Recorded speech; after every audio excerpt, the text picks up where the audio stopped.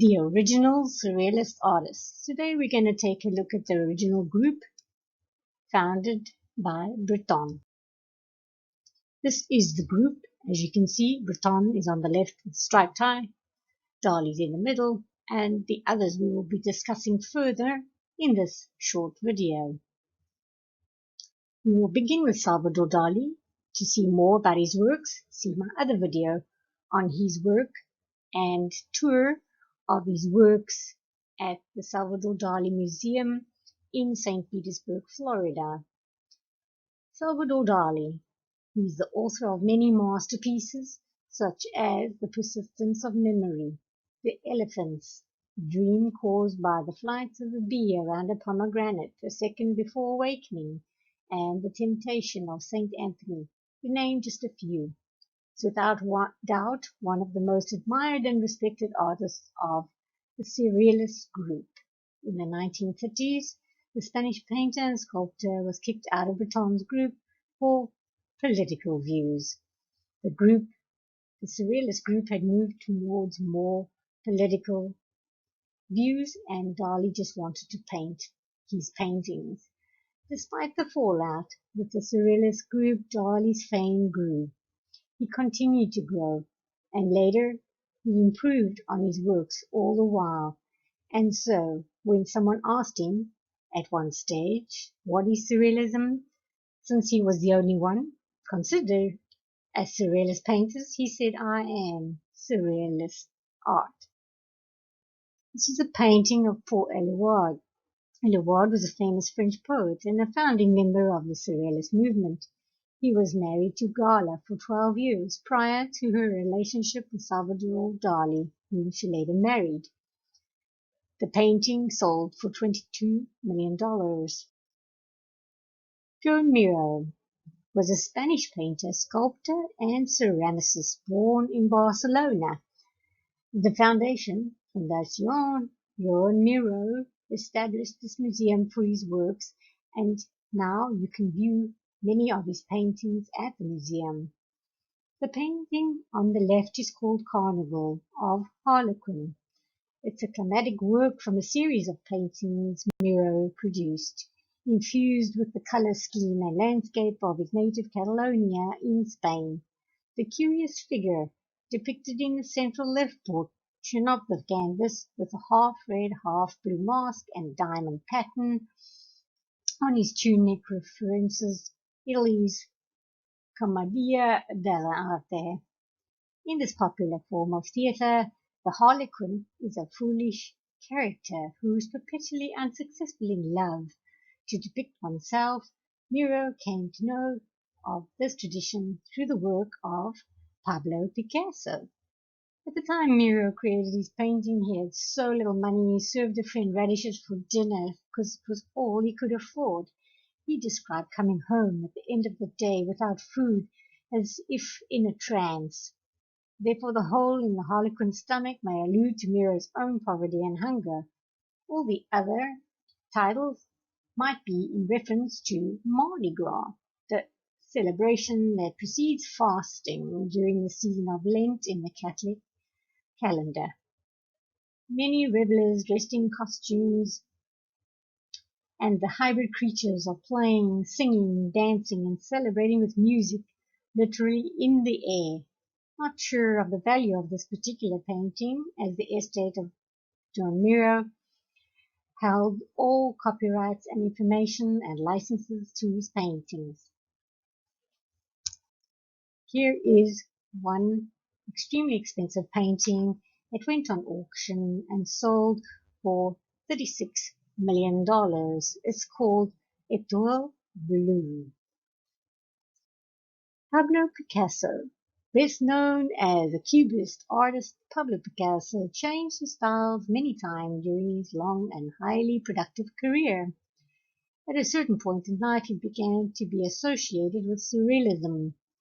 In 1925, the Surrealist leader André Breton described Picasso as one of their own, although the Spanish artist never fully embraced the principles defined by Breton's manifesto. He did, however, use Surrealism as an inspiration, and his most famous piece, called Guernica is a prime example of the Surrealism rather than the Cubist style. Guernica portrays the war and the horrors of the Nazis at that time. There is also a copy tapestry which was just recently removed in 2021 from the United Nations and returned to the rightful owner, the Rockefeller family.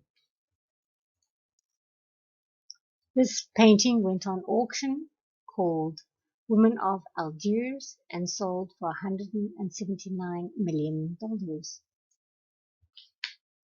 Now we take a look at Max Ernst.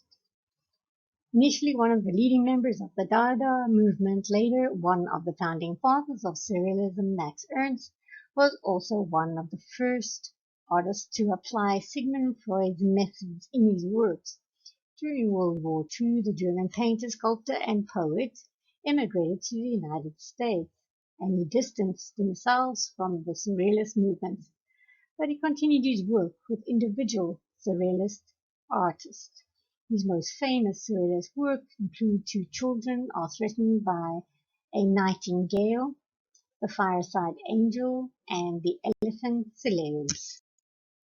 This painting went on sale auction and sold for $16 million by Christie's November 1st, 2011. It's called The Stolen Mirror. Let's take a look at Duchamp. He was a French painter, sculptor, chess player, and writer whose works associated with Cubism, Dada, and conceptual art. Duchamp is commonly regarded, along with Pablo Picasso and Henri Matisse, as one of the three artists who helped to define the revolutionary developments in the plastics arts in the opening decades of the 20th century, responsible for significant developments in painting and sculpture. Duchamp has had an immense impact on the 20th century conceptual art. By the time World War I had arrived, he had rejected the works of many of his fellow artists, such as Henri Matisse, and called it retinal art, intended only to please the eye. Instead, Duchamp wanted to use his art to serve the mind.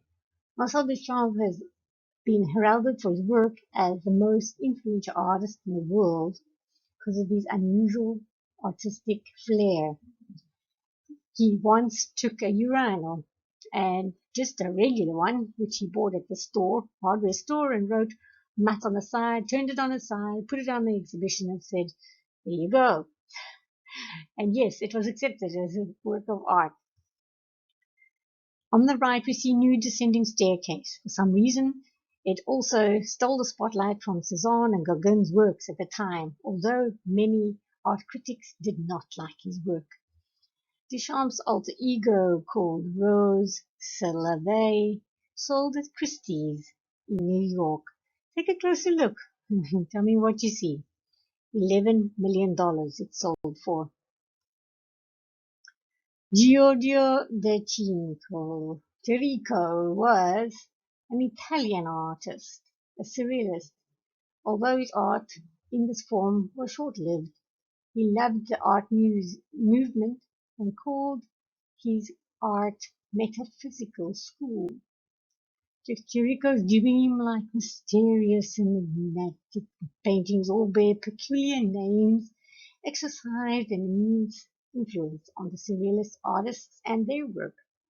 What is more, his metaphysical school is often cited as the precursor of surrealism. Some of de Chirico's greatest masterpieces include The Song of Love, The Disquieting Muses, The Nostalgia of the Infinitive, and The Red Tower, to mention only a few. Here you see one of his amazing artworks sold for $15.9 million. The statue, which is lifelike, is in the foreground, an unusual way to depict art at the time. Let's take a look at Rene Magritte. Rene was the most highly regarded Belgian surrealist painter whose work is characterized by a unique style combining absurd and reality. He exhibited at all major Surrealist exhibitions, and his works is known around the world.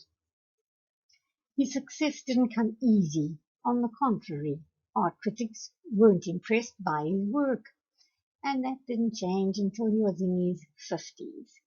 Only then his brilliance started to be realized, and only then the artist got his long-deserved recognition. Here is a quote by Magritte. Art evokes a mystery without which the world would not exist. Everything we see hides another thing. We always want to see what is hidden by what we see. Here is a painting by Magritte which went on auction. It sold for 26 million. The painting is called Le Principe du Plaisir. Yves Tanguy. Yves is a self-taught painter and French-born American, and he decided he wanted to become a painter after seeing a painting by de Chirico in 1923. He immediately threw himself into his work, and 2 years later he joined the Breton Surrealist group. Over the following years, Tanguy developed a distinctive, unmistakable style, and by the end of the 1950s his work was recognized as the finest example of pure Surrealist painting. Notable works include Mama, Papa is Wounded, The Invisibles, Extinction of Useless Light, Indefinite Divisibility, and Multiplication of the Arcs. Here we see a painting by Tanguy. It's called La Extinction de l'Espèces No. 2, painted in 1958, estimated at $4 million. The interesting side story, the painting on the right-hand side, the smaller one, was found by a businessman from Germany at the airport on his way to Tel Aviv. It was found just in time before it was going to be destroyed by the police department. The value is $340,000. Interesting stories and interesting artists. I hope you feel inspired by their unique way of looking at the world. Thank you. Your comments are always appreciated. Please look out for my next video on Surrealism as painted during the Renaissance era. Thank you.